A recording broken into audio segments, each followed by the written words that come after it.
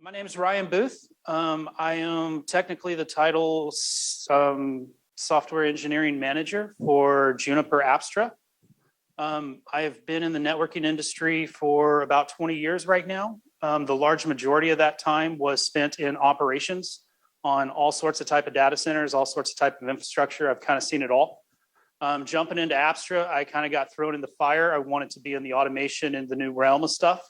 And I got dropped right into the software engineering team. And for the past 6 years, I've been scrambling to become a software engineer. I feel I'm kind of there. We're getting there. But what I'm going to come in and talk about today is kind of like what we've already touched on. Is I want to explain how you're improving your workflows, how you're simplifying your workflows inside of your networking teams. And I want to walk through a demo to hopefully highlight and hit some of those key points. And where I come from with simplification is templates. Basically, everybody that I talk to, all the customers that I engage with when I talk integration and how to build these workflows out, how to take Apstra and integrate them into their workflows. Most people that I talk to, they spend a large amount of their time dealing with network CLI configuration and converting those into Jinja templates and managing those Jinja templates and doing those across versions, doing those across vendors, doing those across multiple data centers and managing this large amount of templating. And from a business standpoint, I see that we have network DevOps guys or network automation guys or even dedicated software engineers spending large amounts of their time managing templates. And that's all they're doing. Smaller shops, you got 1 or 2 guys that are focused on this. They spend a large amount of their time. Larger customers I've seen where they have dedicated teams that do nothing but template management.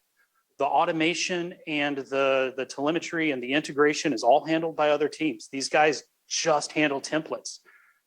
It's taking up a large amount of our time. And as network engineers, it's nice to see that we're having discussions around automation and more companies are picking it up, but we're stuck in this rut right here of just managing templates and managing CLI config. And since we're there, we can't move on to the important stuff. Integrations with third-party systems, providing better data into our monitoring tools or into other parties, improving our deployment workflows for hyper-converged type environments where we can deploy applications faster. We're still not there yet. We got to get there. And from my perspective, we got to get rid of these templates. We got to stop managing them.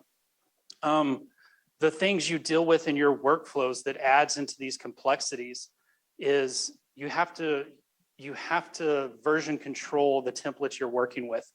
Most people that I talk to that are managing templates are pretty much doing it the right way. You're dropping it into a Git repository. You're managing it up on GitHub or Bitbucket or whatever you use as a Git repository, and you're versioning it out. But that's another element your team has to manage, and they have to build inside their workflows. It takes them away from the more important stuff because they have to manage this stuff. On top of that, it gets more complex when you have to start talking either multi-vendor, multi-version, or multiple different types of design. And so you have to version that off. And it's a full-on job of a software developer to manage and maintain this type of complexity just with templating. And then the last thing with it, you got to test it. We're all testing our code, right? Everybody's end-to-end testing everything. So managing the templates is just one part of it. You got to test, you got to validate, you got to make sure that those templates, as they change, that they're getting ran through their paces to get deployed to your infrastructure properly. And that can creep up on you very quickly, especially across large organizations with a large, broad set of templating. It has to be handled properly. It's doable and it's appropriate in certain workflows, but it takes time away from your team, like I said. It takes time away from the more important stuff. So where I'm driving at with this whole thing is Apstra takes the need to manage those templates away from you. We handle your configuration. We handle all the templating. We use Jinja templates on the back end to manage config just like anybody else would. But we take that off your plate. We validate it.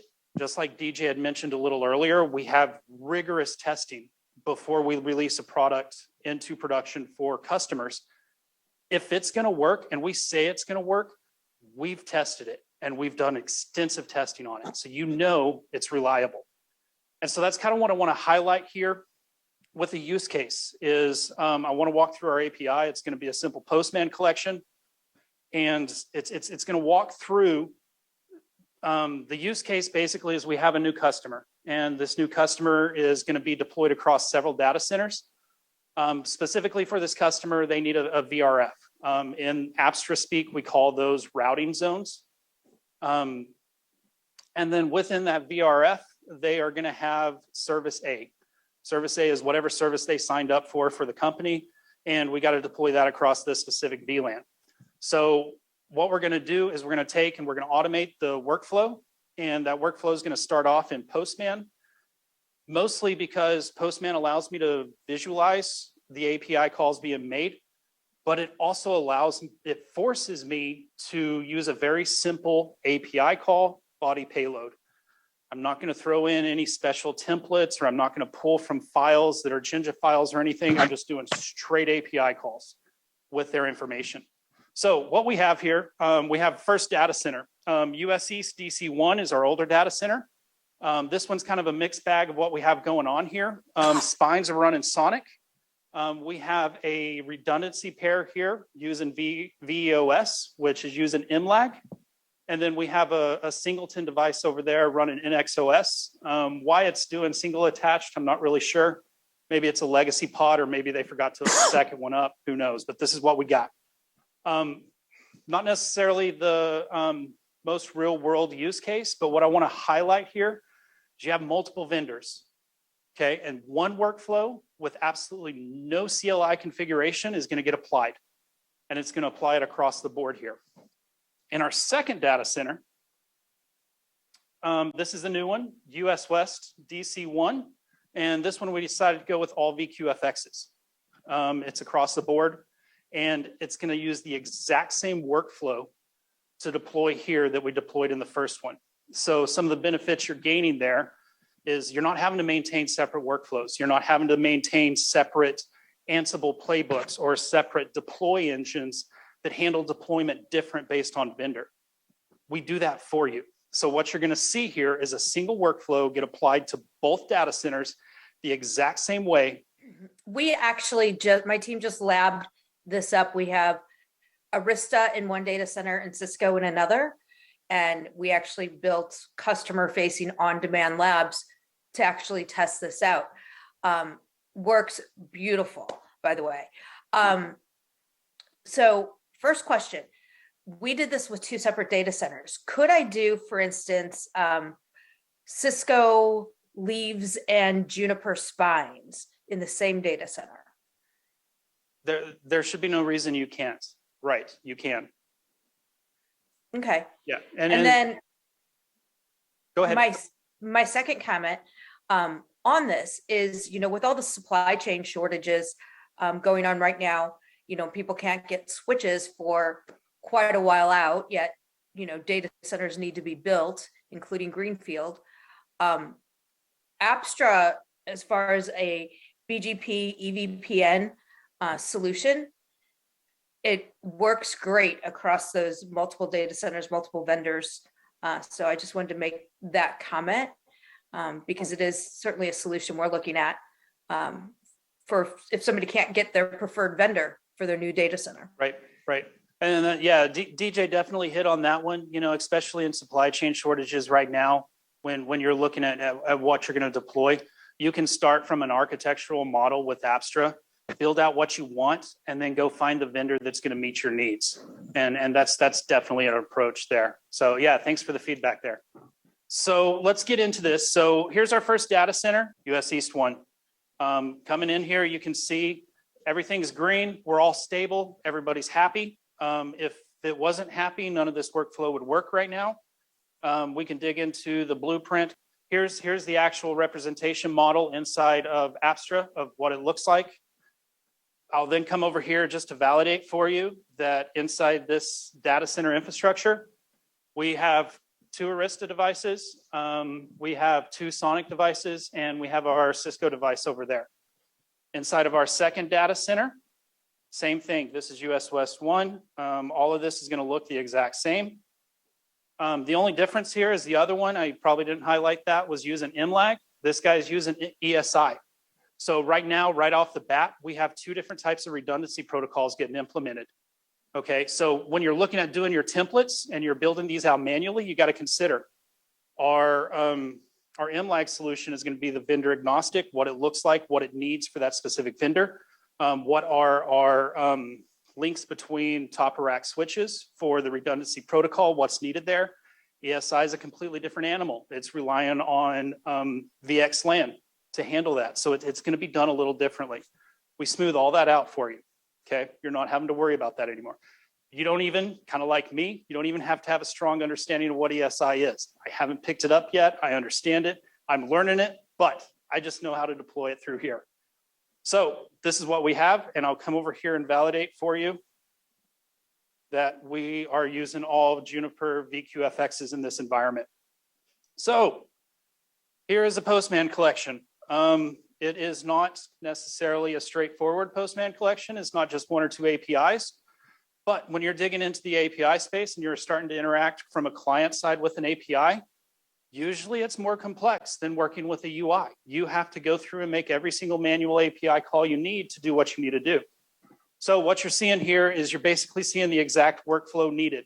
Pull all the information needed out of the blueprints, grab all the information, all the resource pools you need to do to assign IPs, and then walk through and assign and then validate. Over here, just to highlight, you're not going to be able to see that well. I'm not passing in any templates. Everything I'm collecting, everything I'm managing, everything I'm building is being stored as a simple value, string or a complex object if I'm passing it in to the next API endpoint. So let me make sure we're good here. All right, let's kick this bad boy off. So first thing first, these top two right here are our US East data center. The second two that are unchecked are the US West data center. What I'm going to do is I want to deploy and validate into US East first. I want to make sure that what we're pushing and what we're deploying is going to work for this customer. This could be one of those things depending on the customer workflow. Do you do this all at once? Or are you going to do the initial deployment of the customer services, validate with the customer, and then deploy to the rest of your infrastructure? It's all based on how you want to handle these workflows. It's all up to you. This is just my use case scenario to highlight this.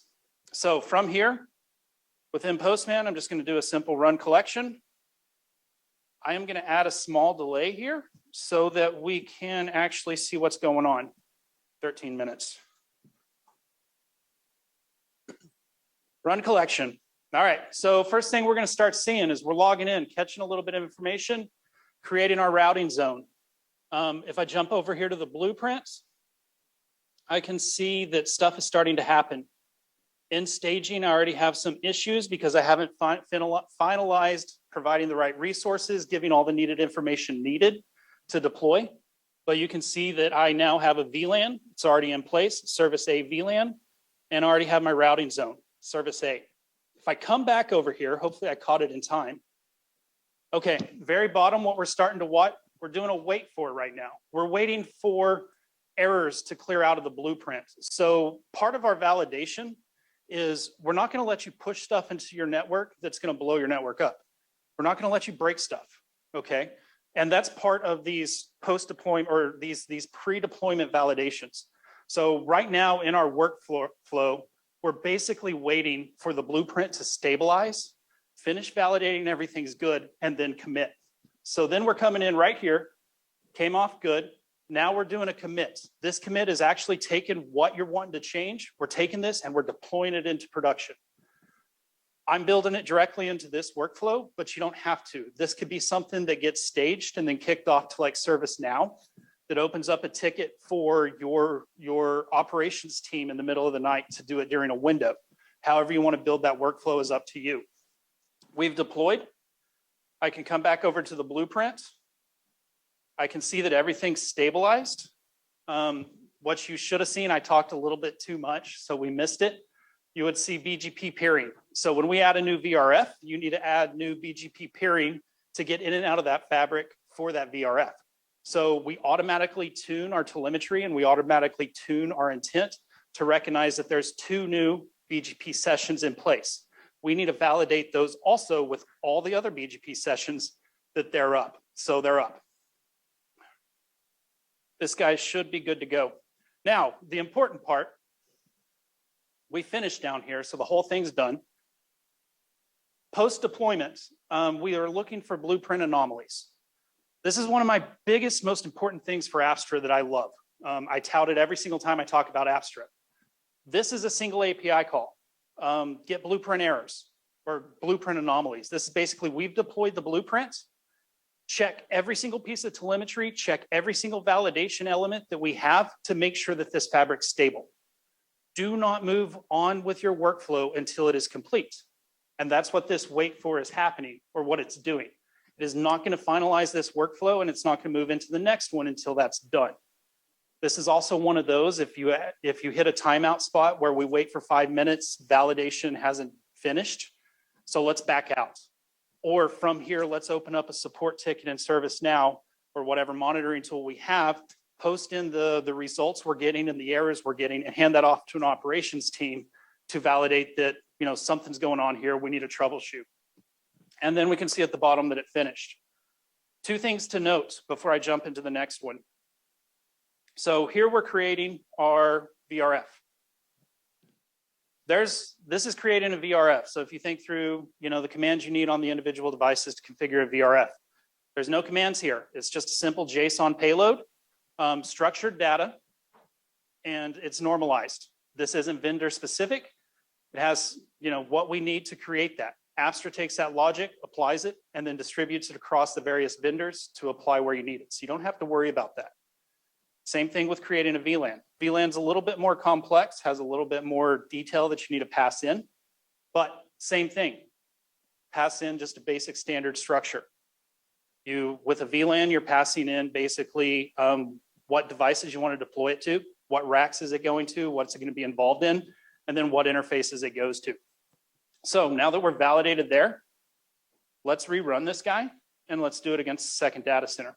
So one thing before Brian jumps off to there, because it kind of ties to your question about what this looks like in CICD pipeline, and those, like if you imagine what these 6 lines of structured JSON looks like from a configuration standpoint when you deploy this against. So when Andy talked about the customer in EMEA who has hundreds of nodes inside a fabric and he wants to deploy this, it's like 6 lines of structured JSON, and it, you know, equates to thousands of lines of configuration of variances across the vendors that he's talking about. So that's really the power here, and you can put it all in CICD, what Ryan is tracking, and then drive it all through API and track it. So this is me and Jeremy are having a little Twitter debate on whether or not this is infrastructure as code or not, and this is why I call it infrastructure as code. If I was a massive service provider and I wanted to stand up a bunch of Kubernetes pods running a bunch of things for a customer, in theory, I could take, and in practice, I could take, and this is all API driven, correct? So I could have a pipeline that said, you know what, stand up this standard pod with this with this VXLAN, and then pass on to Mass or Juju for creation of the Kubernetes physical host, et cetera. So I could, from bare metal, I can configure a pod with nothing on it to something that delivers value to a customer, right, without anyone touching anything. Exactly. Absolutely. That's infrastructure as code. Right. I agree. That's outside of Apstra's product. They have an API that enables that type of workflow for a sophisticated enough customer to drive it that way. I totally agree with that. You know, I look at, you know, again, the same comment I made to your Mist colleagues. This is great for an educational purpose. Like if I wanted to build a workflow and I went to Apstra and said, hey man, how do I do that? Like how would I know to do these steps? You know, is there a cookbook, you know, that says, here are the common workflows given the customers that we've had over the last 5 years, you know, here, you know, without giving me the Postman stuff, which is fine. I mean, you know, if I can look at Postman, great. Yep. Maybe some people are not comfortable doing that. They just want to see, you know, run this API, get this data, run this API, do a for, you know, just the expressive logic as a cookbook. Is that something you guys are developing in addition to this? I mean, is this a demo? Is this a showpiece? Yeah, is this is the art of the possible, you know, what is this? This one is just for the demo. It's just to highlight my key points here. This would be adapted slightly to be more stabilized for production deployment, customer use case. But yeah, we're absolutely in the process of building out all the customer use cases, all the various demos, giving cookbooks out there for customers that need it, who can explore and build these workflows out themselves.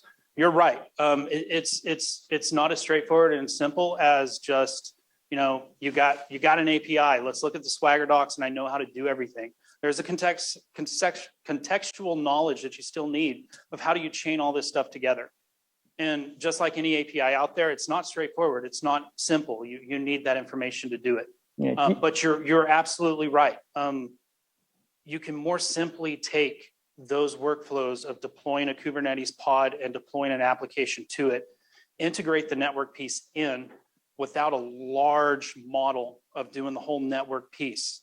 Apstra simplifies that for you from a services standpoint, an application standpoint, and from a server side standpoint. You don't have to worry about the network pieces now, especially on the infrastructure you own. You can take a model like this, you can integrate with the API, and you can just run with it. Do you get like a request for a Terraform module much? Is that a thing that might get done, or is it just something your community has interest in? We actually are, we're exploring that and prototyping using the Juniper has Terraform module TGAF, or if you go back through the archive, I think it was presented the last Tech Field Day. But yes, we are looking at leveraging Terraform as a way to programmatically drive Apstra.